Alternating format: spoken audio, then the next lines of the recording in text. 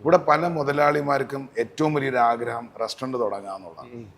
നമ്മൾ പറയും എൻ്റെ കൺസൾട്ടൻസി ചാർജ് 5 ലാക്കാണ്, ഇല്ലെങ്കിൽ ഞാനൊരു ഡിസ്കഷന് പോകുന്നതിന് 20-25,000 ചാർജ് ചെയ്യും, ഞാൻ പറയാറുണ്ട്. കാരണം ഞാൻ കഴിഞ്ഞ കേരളത്തിൽ മാത്രം 10 കൊല്ലം കൊണ്ട് സമ്പാദിച്ചത് താങ്കൾക്ക് ഞാൻ 10 മിനിറ്റിൽ തരികയാണ്.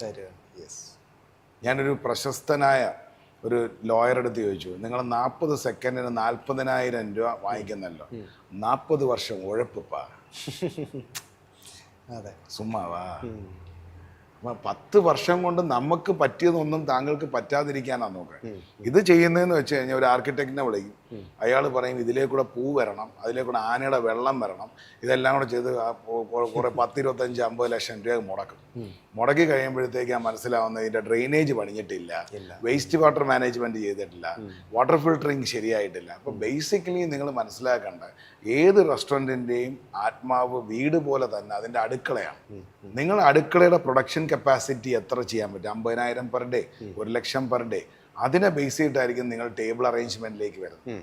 ഇപ്പോൾ പലയിടത്തും ഞാൻ ബ്ലൂ സ്റ്റാറിൻ്റെ ഒക്കെ വലിയ റെഫ്രിജറേറ്ററും കോൾഡ് ഫ്രീസറൊക്കെ ചെയ്യുന്നതാണ്. ഒരു കാര്യമില്ല, നമ്മൾ നോക്കേണ്ടത് നമുക്കൊരു ശരാശരി 50,000 എങ്ങനെ എത്താം, ഇതിനെ ബേസ് ചെയ്തിട്ട് ടേബിള് മതിയാവൂ.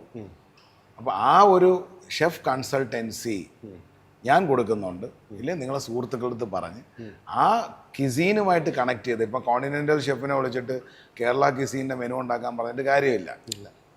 ഇല്ലെങ്കിൽ മൾട്ടി കിസീൻ ചെയ്യുന്ന ഷെഫന്മാരുണ്ട്, അവരുടെ അടുത്ത് ചോദിച്ചു മതി. അവർക്കും ബിസിനസ് പരമായി റിസൾട്ട് ചെയ്യുന്നുണ്ടോ എന്ന് നിങ്ങൾ നോക്കണം.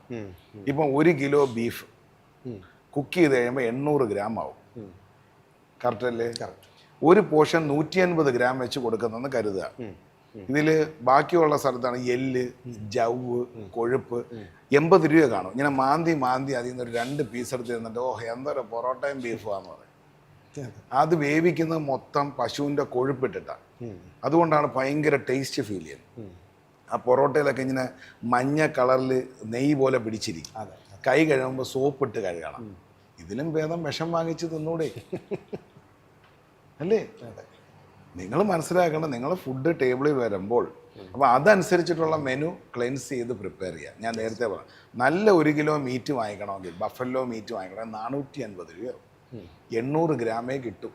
6 പ്ലേറ്റ് 7 പ്ലേറ്റ് കഷ്ടിച്ച് കൊടുക്കാം. എങ്ങനെ 50 രൂപയ്ക്ക് വിൽക്കും? മുതുകാട് സാറിന് പോലും പറ്റത്തില്ല. നമ്മൾ ഫുഡ് കഴിക്കുമ്പം നമ്മൾ 200 രൂപ കൊടുത്താൽ, നമ്മൾ 150 രൂപ കൊടുത്താൽ വർത്തായിട്ടുള്ള, ജനറലി വർത്തായിട്ടുള്ള സാധനം കിട്ടുന്നുണ്ട്. കൈ സോപ്പിട്ട് കഴുകേണ്ട അവസ്ഥയാവുന്നുണ്ട്.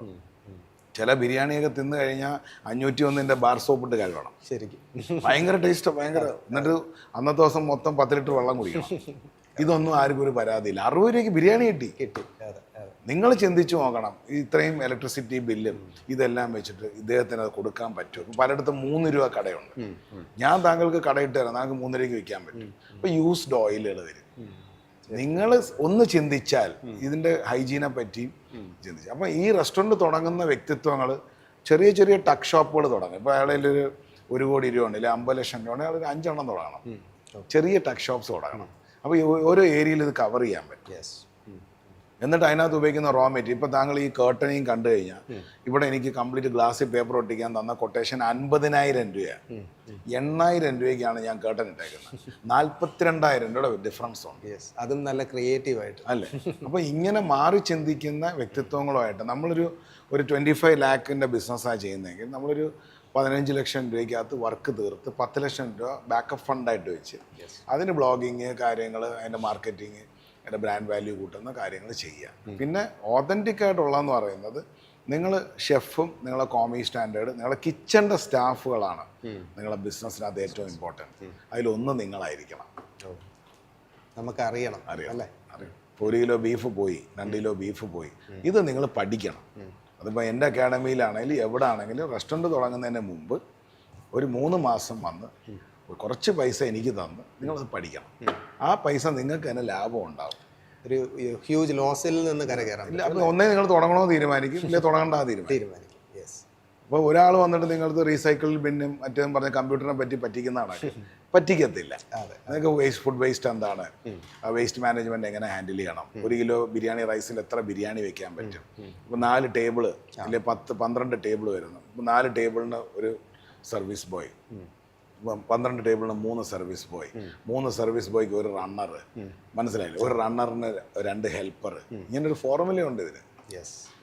ഈ ഫോർമുല വെച്ച് വർക്ക് ചെയ്താൽ നമ്മൾ രക്ഷപ്പെടും. ഇതിപ്പം ബാക്കിയുള്ള വലിയ വലിയ പ്രസ്ഥാനങ്ങളെല്ലാം രക്ഷപ്പെടുന്നതിൻ്റെ റീസൺ അവർ അത്രയും പൈസ ഇൻവെസ്റ്റ് ചെയ്താണ് നിൽക്കുന്നത്. അതെ അതെ. ഇപ്പം പല ഫ്രാഞ്ചൈസിക്കും ഇവിടെ 1 കോടി രൂപയാണ്.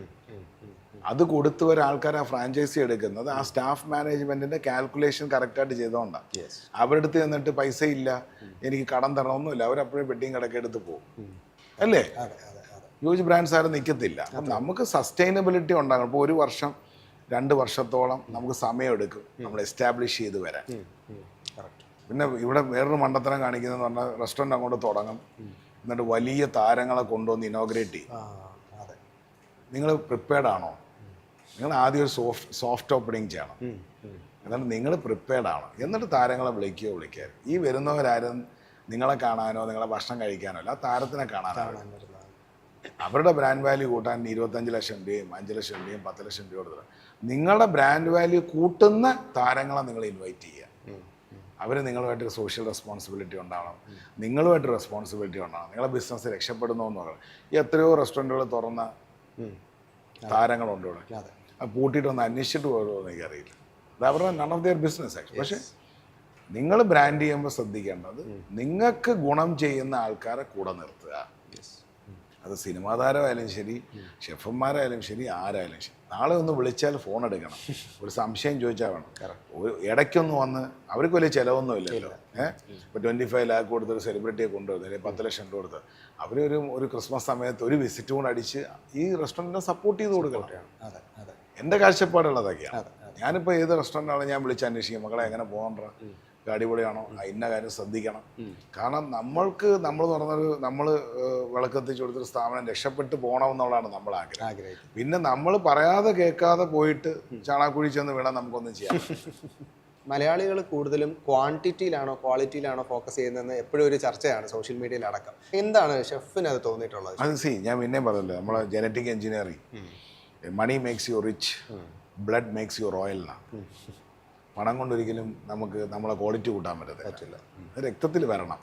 നമുക്ക് പണം കൊണ്ട് ചെയ്യാൻ പറ്റുന്ന അതിൻ്റെ ബ്യൂട്ടിഫൈ ചെയ്യാന്നുള്ളതേ ഉള്ളൂ, ക്വാളിറ്റി കൂട്ടാമെന്ന് പറയും. അപ്പോൾ നമ്മളൊരു ഫുഡ് ചൂസ് ചെയ്യുമ്പോൾ നമ്മൾ മനസ്സിലാക്കണം. ഇപ്പോൾ താങ്കൾ ഒരു സ്റ്റേക്ക് കഴിക്കുന്നത്, ഇപ്പോൾ ഞാൻ കഴിഞ്ഞ ദിവസം ഹയാത്തിൽ പോയി ഒരു സ്റ്റേക്ക് കഴിച്ചു. ഒരു സ്റ്റേക്കിന് 2000 രൂപ. 200 ഗ്രാം ഇറച്ചിയാണ് ഉള്ളായിരുന്നു, 200 ഗ്രാം ഇറച്ചി, പിന്നെ സോസ് കാര്യങ്ങൾ വെജിറ്റബിൾ. 200 ഗ്രാം ഇറച്ചി, മൊത്തത്തിൽ 350 ഗ്രാം ഉണ്ടായിരുന്നു ഫുഡ്.